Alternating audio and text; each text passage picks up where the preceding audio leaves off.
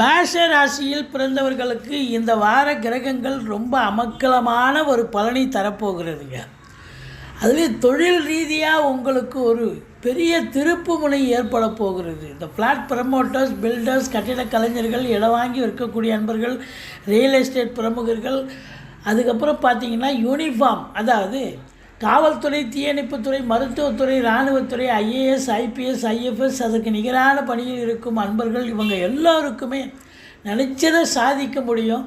நல்ல ஒரு சந்தோஷகரமான ஒரு வாரம் இந்த வாரம்.